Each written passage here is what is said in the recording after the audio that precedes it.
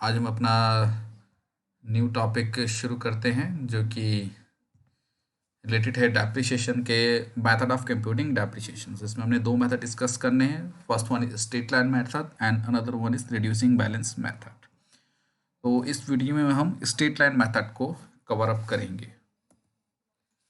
तो शुरू करते हैं। This is the earliest and one of the widely used method of providing depreciation. ये सबसे पुराना तरीका है और इसको सबसे ज़्यादा यूज़ भी किया जाता है। वेरियस अकाउंटिंग एक्सपर्ट जो होते हैं, various business concern mainly straight line method को यूज़ करती है डेप्रिसिएशन के लिए।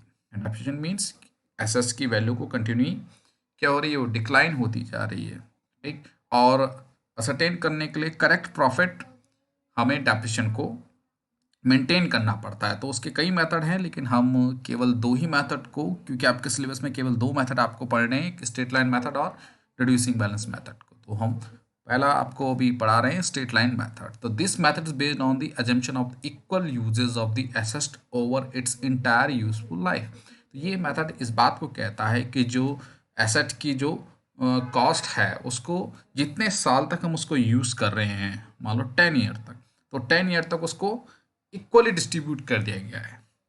फॉर एग्जाम्पल आपकी मशीन की वैल्यू 1 लाख है, उसको 10 से डिवाइड करेंगे तो वैल्यू आएगी 10,000। तो हम ये मान के चल रहे हैं कि एक साल में मशीन का केवल 10,000 ही यूज़ हो रहा है। नेक्स्ट ईयर अगेन 10,000 और नेक्स्ट ईयर अगेन 10,000। इस तरह से टोटल 10 ईयर्स में वो पूरी जो मशीन का जो यूज़ कोई बिजनेस कंसर्न कर रहा है।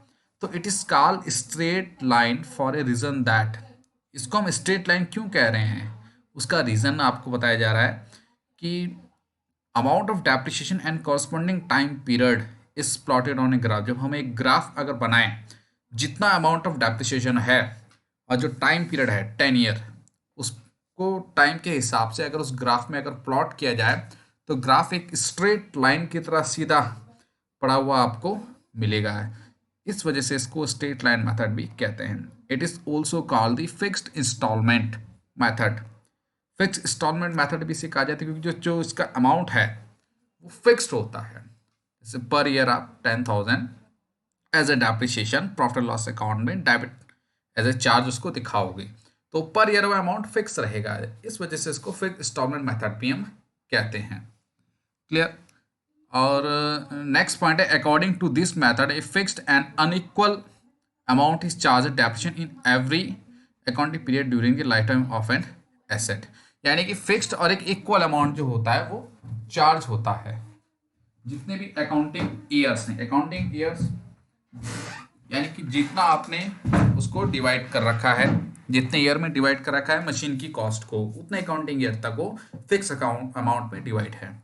The amount annually charged at depreciation is such that it reduces the original cost of the asset to its scalable at the end of its life। तो एनुअली हम वर्ष के आखिर में उतना अमाउंट प्रॉफिट लॉस अकाउंट के debit में दिखाते चले जाएंगे। नेक्स्ट हम देखें, the depreciation amount to be provided under this method is computed by using the following formula. अगर डेप्रिसिएशन को कैलकुलेट करना है तो उसको कैलकुलेट करने का एक फॉर्मूला आपको बताया गया है। Depreciation equal to cost of assets minus estimated net realisable value upon estimated life of an asset.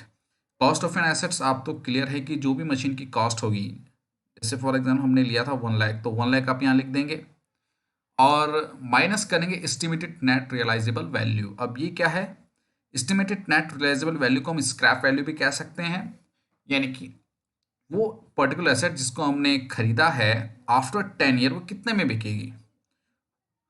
For example वैसे देखा जाए तो उसकी वैल्यू 0 हो जाएगी क्योंकि हम उसकी लाइफ को 10 ईयर तक मान रहे हैं। फिर भी जो उसका बचा कुचा अवशेष या पार्ट्स रह जाएगा उसको सोल्ड आउट करके, फॉर एग्जाम्पल 10,000 मिल रहा है, 20,000 मिल रहा है, तो उस प्राइस को हम कहेंगे एस्टिमेटेड नेट रियलाइजेबल वैल्यू।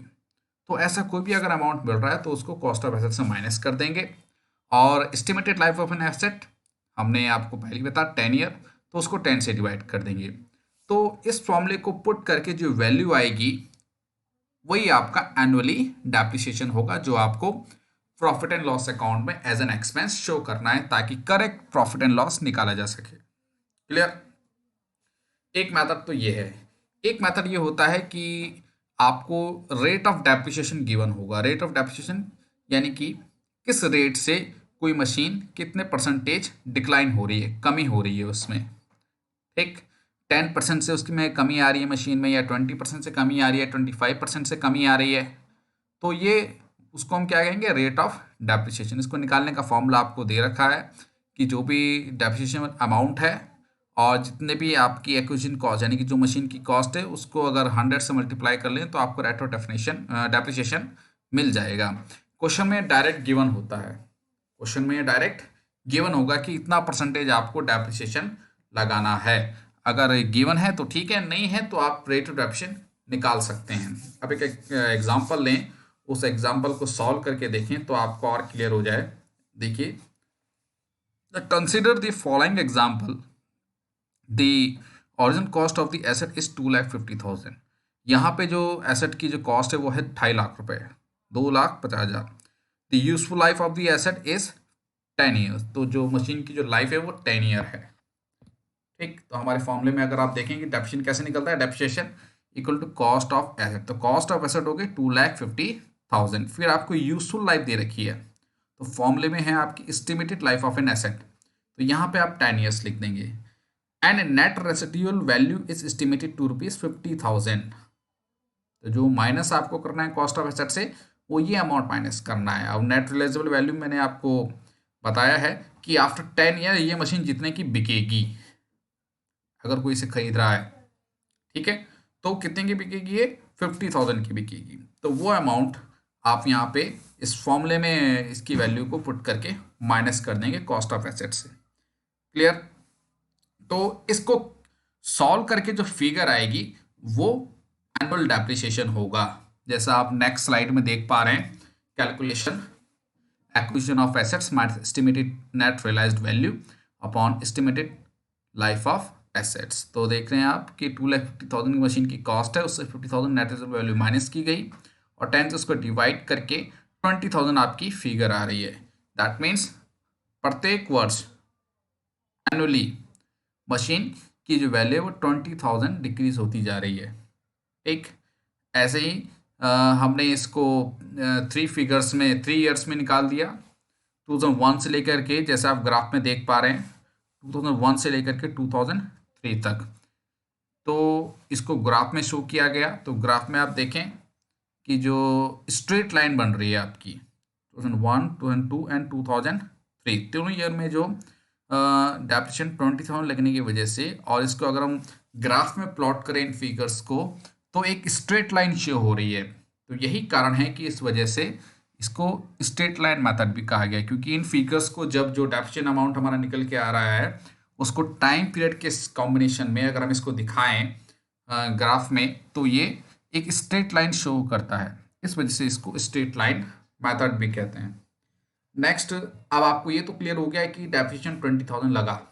अब अगर हमें ये जानना है कि 20,000 कितना परसेंटेज है उस एसेट का, ठीक। तो जो आपको फॉर्मूला हमने रेट ऑफ डेप्रिसिएशन निकालने के लिए दिया था उसको आप यूज कर सकते हो और रेट ऑफ डेप्रिसिएशन भी निकाल सकते हो। Rate of depreciation equal to annual depreciation amount into 100 upon acquisition cost. तो एनुअल डेप्रिसिएशन अमाउंट आपके पास है जो प्रत्येक वर्ष लग रहा है 20,000 और एक्विजिशन कॉस्ट 2,50,000 है, उसको 100 से मल्टीप्लाई कर देंगे। तो इसको सॉल्व करके हमारे पास जो फिगर आएगी वो आएगी 8%। परसेंट के हिसाब से ये मशीन एनुअली 8% डिक्लाइन कर रही है। क्लियर? तो ये एक एग्जांपल है जिससे आप स्ट्रेट लाइन मेथड को समझ सकते हैं। अब हम बात करें advantages of straight line methods की। तो फर्स्ट एडवांटेज है इसका, straight line method has certain advantage which are stated below. It is very simple, easy to understand and apply. इसको समझना बहुत आसान है, जैसे अभी हमने एक क्वेश्चन करके देखा, बहुत इजी है, इतना हार्ड एंड फास्ट रूल इसमें कोई है नहीं।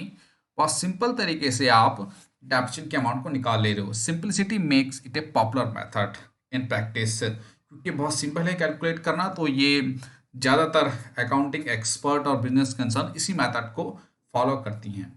Assets can be depreciated up to the net scrap value और जीरो वैल्यू। तो जो एसेट की जो वैल्यू है वो कितने अमाउंट तक डेप्रिशिएट हो सकती है, जो उसकी जब तक उसकी वैल्यू जीरो ना हो जाए, ठीक है, जब तक उसकी वैल्यू कितनी ना हो जाए, जीरो ना हो जाए, तब तक हम उस पर डेप्रिसिएशन निकालते रहेंगे। Therefore this method makes it possible to distribute full depreciable cost over useful life of the asset.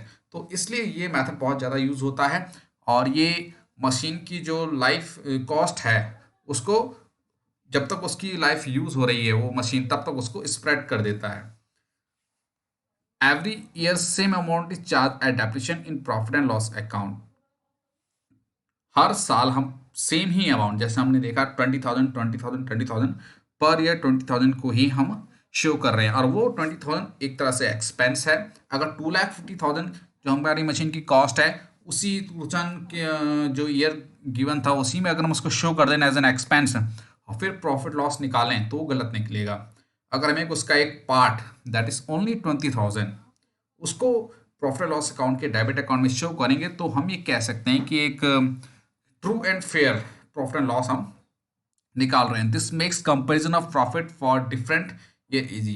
तो इससे प्रॉफिट कंपैरिजन करना आसान हो जाता है।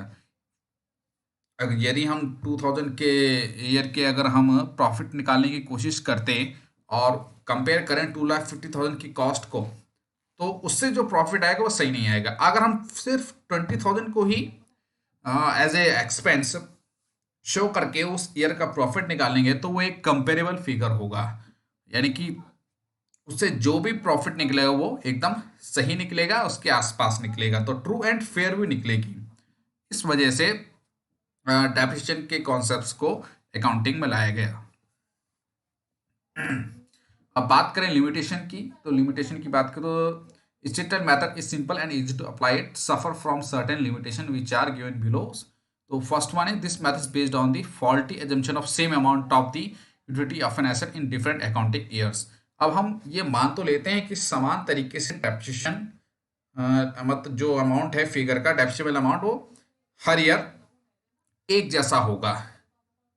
और फर्स्ट ईयर आपने किसी मशीन का यूज किया उसकी वैल्यू 20,000 कम हुई, तो क्या एकदम ये कह रहे एकदम एकदम करेक्ट होगा कि नेक्स्ट ईयर भी जो उसकी वैल्यू 20,000 ही डिक्लाइन होगी, फिर आने वाले तीसरे साल में भी उसकी वैल्यू 20,000 ही डिक्लाइन होगी? तो ये इस मेथड की एक कमजोरी है कि उतनी ही अमाउंट की उसकी वैल्यू में डिक्लाइन आ रहा है, ये हम एकदम करेक्ट तरीके से नहीं कह सकते। तो ये इसकी एक लिमिटेशन है। With the passage of time, work efficiency of the assets decreases and repair and maintenance expenses increases. Hence, under this method, the total amount charged against profit and account depreciation and repair taken together will not be uniform throughout the life of the year asset. Rather, it will keep on increasing from year to year. दूसरा point जो ये कह रहा है कि समय के साथ जो मशीन की जो काम करने की जो क्षमता होती है वो डिक्लाइन होती चली जाती है, कम होती चली जाती है, तो उसको मेंटेन करने के लिए खर्चे भी ज़्यादा होते हैं। ठीक, तो पहले तो इतना रिपेयर और मेंटेनेंस के एक्सपेंसेस नहीं होते, लेकिन बाद में ज़्यादा रिपेयर और एक्सपेंस होते हैं। तो कहने का मतलब ये भी है कि मशीन की वैल्यू एक्चुअल में बाद के पीरियड में, एंड के पीरियड में ज़्यादा डिक्लाइन होती है एज कम्पेयर टू दी जो पहले के सालों में है। तो ये एक लॉजिक नहीं बैठता कि हर ईयर के समान तरीके से अमाउंट को डेप्रिशिएट किया जाए। तो ये कुछ लिमिटेशंस हैं जिससे ये शो होता है कि इसमें हमको डेप्रिसिएशन की जो लिमिटेशंस है और आपको एडवांटेज बताई गई हैं। आप इन पॉइंट्स को देखें और कंसिडर करें और नेक्स्ट टॉपिक आपको बाद में डिस्कस करेंगे।